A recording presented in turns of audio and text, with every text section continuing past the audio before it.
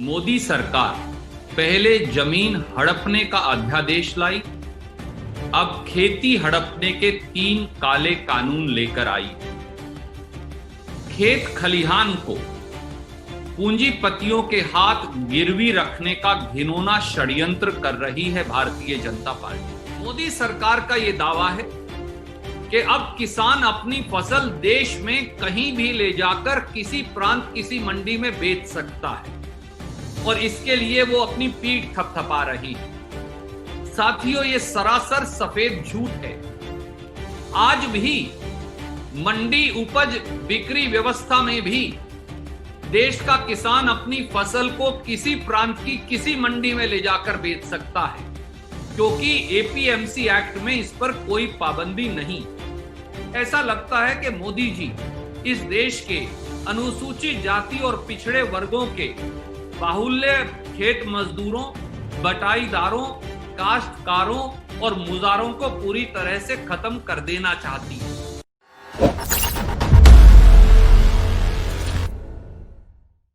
आज एक अत्यंत महत्वपूर्ण और गंभीर विषय लेकर हम आपके बीच में उपस्थित हैं। मोदी सरकार पहले जमीन हड़पने का अध्यादेश लाई, अब खेती हड़पने के 3 काले कानून लेकर आई है। खेत खलिहान को पूंजीपतियों के हाथ गिरवी रखने का घिनौना षड्यंत्र कर रही है भारतीय जनता पार्टी।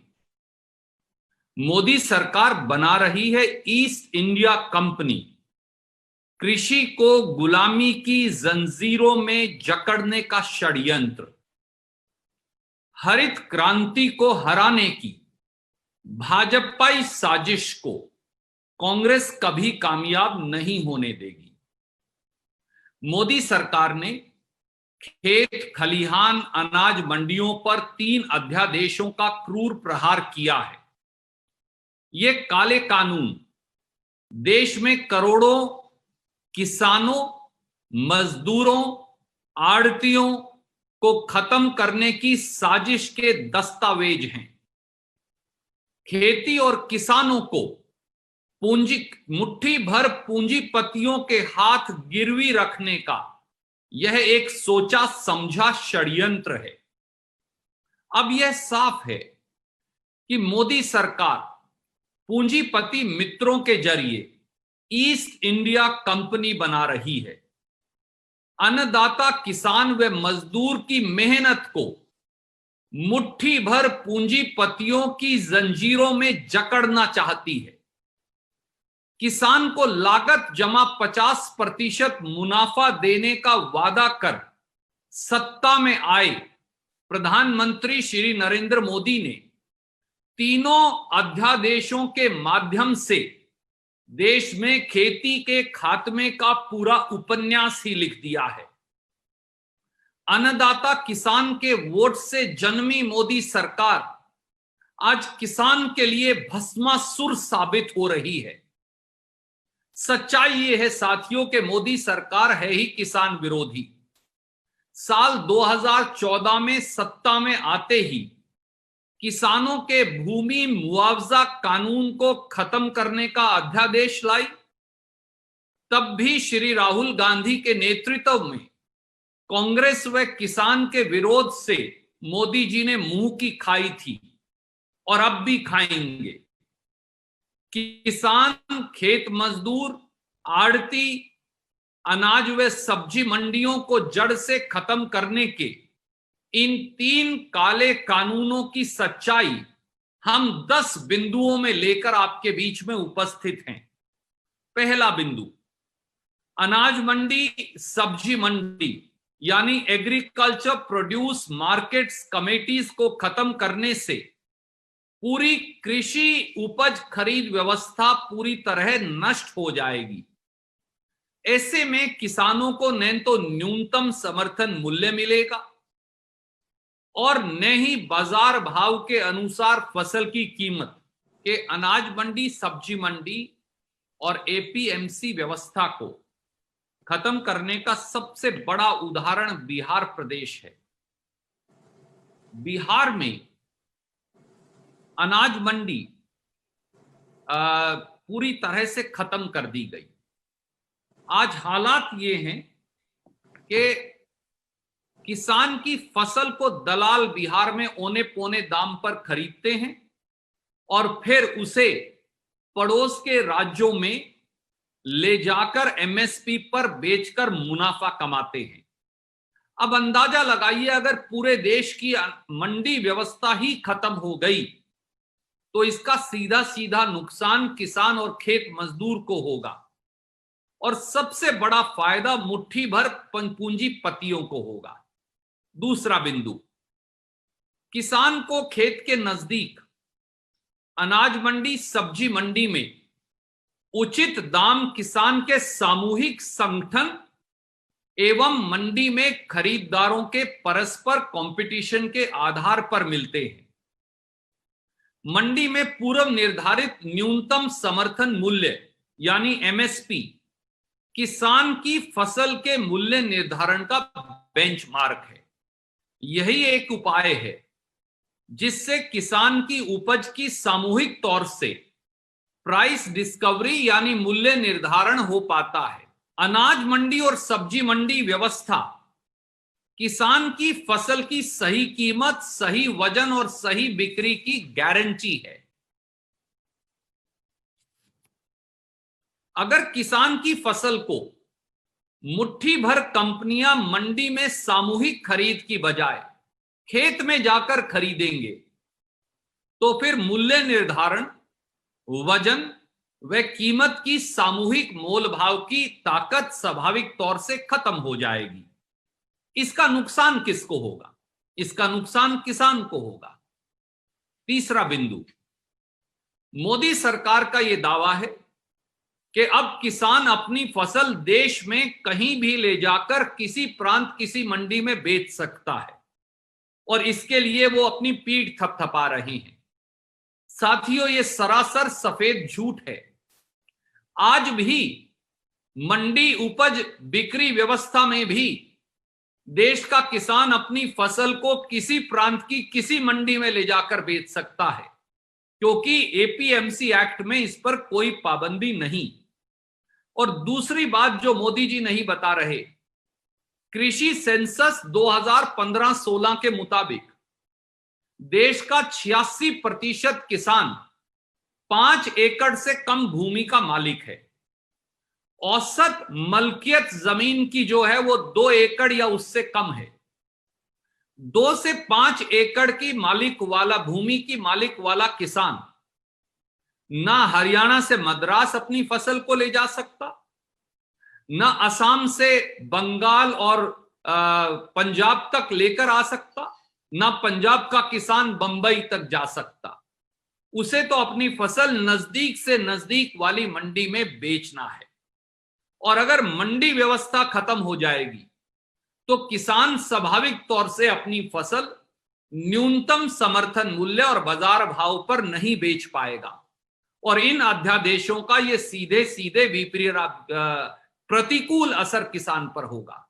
चौथा, मंडियां खत्म होते ही अनाज और सब्जी मंडियों में काम करने वाले लाखों करोड़ों मजदूर, आड़ती, मुनीम, तोल करने वाले व्यक्ति, ढुलाईदार, ट्रांसपोर्ट, शेलर, इन लाखों करोड़ों लोगों की रोजी रोटी और आजीविका अपने आप ही खत्म हो जाएगी।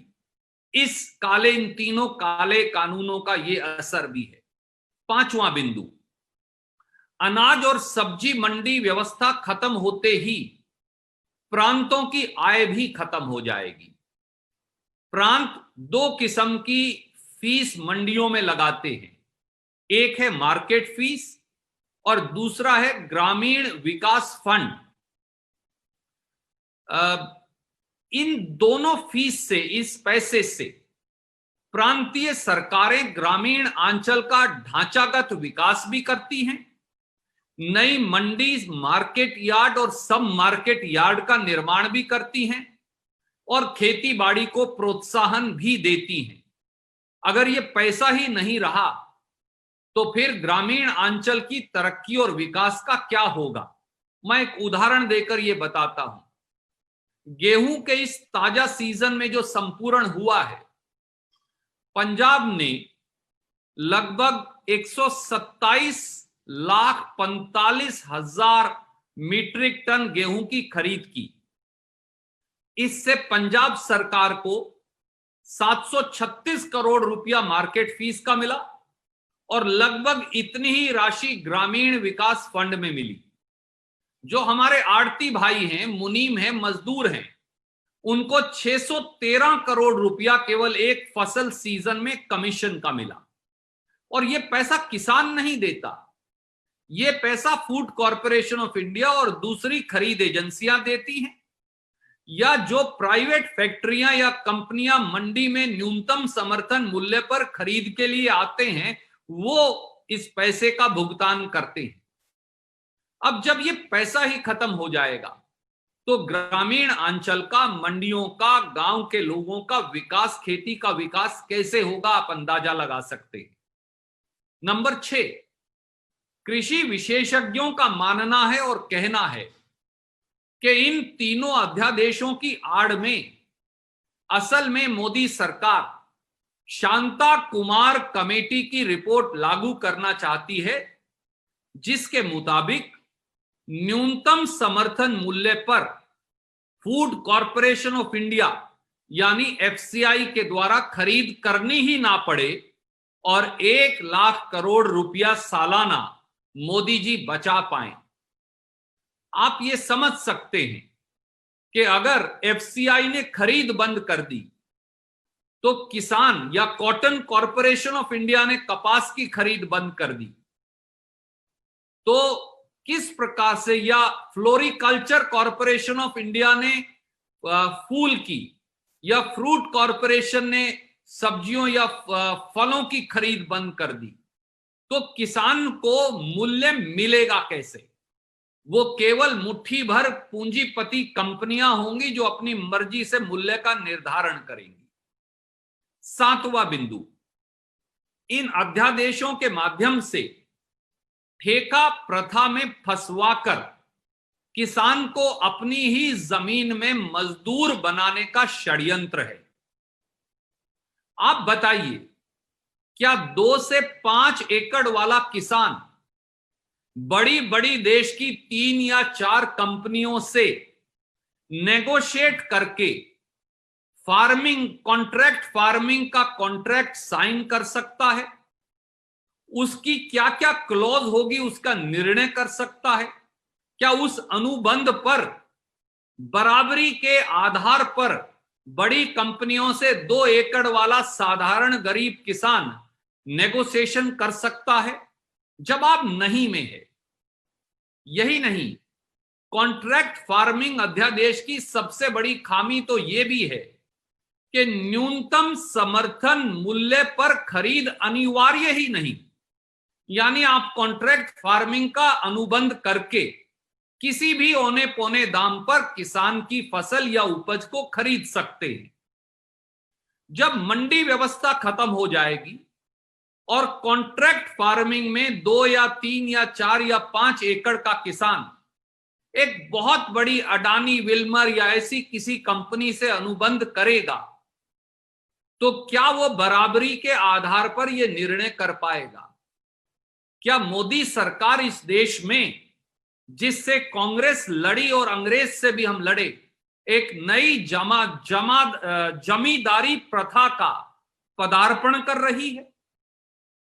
यही नहीं, कॉन्ट्रैक्ट फार्मिंग के माध्यम से कानूनी पेचीदगियों और अफसरशाही के जंजाल में गरीब और साधारण किसान को फंसा दिया जाएगा। अगर कंपनी और किसान में खरीद को लेकर कोई विवाद हुआ तो उस कॉन्ट्रैक्ट की इंटरप्रिटेशन के लिए पहले एक बोर्ड बैठेगा, फिर एसडीएम और डिप्टी कमिश्नर के पास अपील जाएगी। मैं ये आपके दर्शकों और पाठकों के विवेक पर छोड़ता हूं। क्या 2 या 3 या 4 या 5 एकड़ वाला गरीब किसान बड़ी बड़ी कंपनियां जिनका अफसरों के ऊपर पूरा असर होगा और जिनके पास बड़े से बड़ा कानूनविद होगा, क्या किसान उनका मुकाबला कर सकता है सीधे सीधे गरीब किसान, साधारण किसान लुट जाएगा और ये कंपनियां उसकी आय और आजीविका पर नियंत्रण कर लेंगी। 8वां बिंदु, कृषि उत्पाद, खाने की चीजों, सब्जी, फल फूल इत्यादि, इनकी स्टॉक लिमिट को पूरी तरह से हटाकर आखिरकार ना तो किसान को फायदा होगा और ना ही कंज्यूमर को कोई फायदा होगा। अगर किसी को फायदा होगा तो वो जमाखोर और काला बाजारी करने वाले व्यक्तियों को फायदा होगा।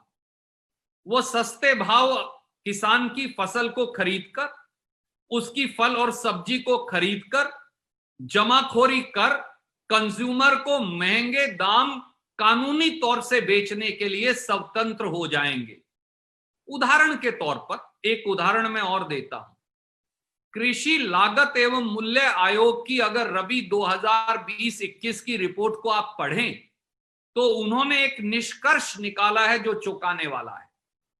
उनके मुताबिक सरकार दाल खरीद लेती है किसान से और जब दाल की फसल बाजार में आने को होती है तो सरकारी एजेंसियां दाल को बाजार में बेच देती हैं। इससे बाजार भाव किसान की फसल का गिर जाता है। इसी तरह से 2015 का एक और उदाहरण आपके सामने है, जब 2 या 3 बड़ी कंपनियों ने 45 रुपया किलो पर विदेशों से दाल मंगाकर हिंदुस्तान में 170 रुपया से 200 रुपया किलो बेची और 2.5 लाख करोड़ का घोटाला किया। आप बताइए, जब पूरी स्टॉक लिमिट ही खत्म हो जाएगी तो फिर जमाखोर और काला बाजारों को आम उपभोक्ता से औने पौने कीमतें वसूलने से कौन रोकेगा और किसान की फसल सस्ते भाव पर खरीदकर कंज्यूमर को कई गुना ज्यादा भाव पर बेचने से कौन रोक पाएगा। 9वां बिंदु, इन अध्यादेशों में क्योंकि किसान के साथ 2 बड़े वर्ग और भी हैं, वो कौन है? एक है खेत मजदूर, भूमिहीन मजदूर जो अनुसूचित जाति और पिछड़े वर्गों से है, और दूसरा है बटाईदार और मुजारा जो किसान से पट्टे पर लेकर जमीन काश्त करता है, जमीन जोतता है।